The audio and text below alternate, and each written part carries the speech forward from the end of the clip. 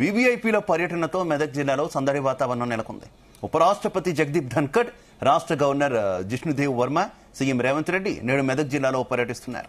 మెదక్ జిల్లాలోని తునికి కృషి విజ్ఞాన కేంద్రంలో 800 మంది రైతులతో ఉపరాష్ట్రపతి, గవర్నర్ ప్రత్యేకంగా భేటీ అవుతారు. సేంద్రియ వ్యవసాయ పద్ధతులపై రైతులతో ముఖాముఖి నిర్వహిస్తారు.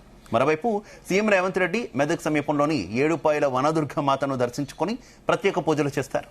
అనంతరం మెదక్ చర్చిలో జరిగే ప్రార్థనల్లో సీఎం పాల్గొంటారు. మెదక్ జిల్లాలో ప్రముఖుల పర్యటనపై మరిన్ని వివరాలు మా ప్రతినిధి నాగేష్ అందిస్తారు. ఉమ్మడి మెదక్ జిల్లాలో ముగ్గురు రాజకీయ ప్రముఖుల పర్యటనతో ఇక్కడంతా కోలాహల వాతావరణం అయితే నెలకొందని చెప్పుకోవచ్చు. ముఖ్యంగా ఉపరాష్ట్రపతి జగదీప్ ధన్కడ్ తో పాటు రాష్ట్ర గవర్నర్ జిష్ణుదేవ్ దేశాయ్, తర్వాత ముఖ్యమంత్రి రేవంత్ రెడ్డి ఈరోజు మెదక్ జిల్లాలో పర్యటించనున్నారు. మెదక్ జిల్లా పర్యటనలో భాగంగా సీఎం రేవంత్ రెడ్డి అయితే ఇక్కడ ఏడుపాయల వనదుర్గామాతను దర్శించుకుంటున్నారు. ఏడుపాయల వనదుర్గామాత దర్శనం సందర్భంగా ఇక్కడైతే భారీ ఏర్పాట్లు చేశారని చెప్పుకోవచ్చు.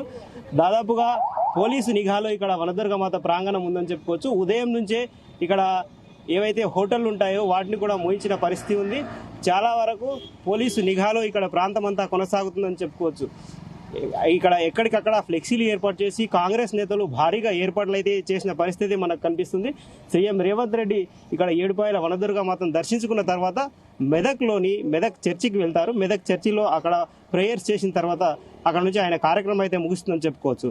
ఆ తర్వాత మన మెదక్ జిల్లాకు ఉపరాష్ట్రపతి జగదీప్ ధన్కడ్ కూడా వస్తున్నారు. ఆయన కొల్చారం సమీపంలో తునికి దగ్గరలో ఆయన రైతులతో 800 మంది రైతులతో ప్రత్యేకంగా సమావేశమవుతారు.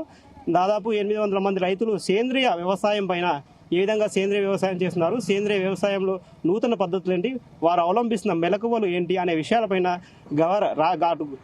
ఉపరాష్ట్రపతితో పాటు గవర్నర్ కూడా స్వయంగా రైతులతో సమీక్ష జరుపుతారు. ఆ రైతులకు జరుగుతున్న ఏదైతే వ్యవసాయంలో రైతులకు ఎదురవుతున్న ఇబ్బందులు, నూతన వ్యవసాయ పద్ధతులపైన కూడా ఉపరాష్ట్రపతి ఆరా తీసే అవకాశం అయితే ఉంది.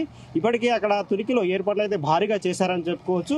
మొత్తంగా ఉమ్మడి మెదక్ జిల్లాలో ఈ ముగ్గురు ప్రముఖులు రావడంతో ఇక్కడంతా కోలాహల వాతావరణం ఉంది. రాజకీయ ప్రముఖులు అంటే అటు సీఎం రేవంత్ రెడ్డి కావచ్చు, ఉపరాష్ట్రపతి జగదీప్ ధన్కడ్ కావచ్చు, గవర్నర్ జిష్ణుదేశాయ్ కావచ్చు, ముగ్గురు వస్తున్న నేపథ్యంలో పోలీసు నిఘాలో ఈ ఉమ్మడి మెదక్ జిల్లాలో ఉందని చెప్పుకోవచ్చు. ముఖ్యంగా మెదక్, నర్సాపూర్ నియోజకవర్గాల్లో అయితే పోలీసులు అయితే భారీ బందోబస్తు ఏర్పాటు చేశారు. ఎలాంటి అవాంఛనీయ ఘటనలు జరగకుండా ముందస్తు ఏర్పాట్లు అయితే చేశారని చెప్పుకోవచ్చు. కెమెరామెన్ నవీన్తో నాగేష్, జీ న్యూస్, మెదక్.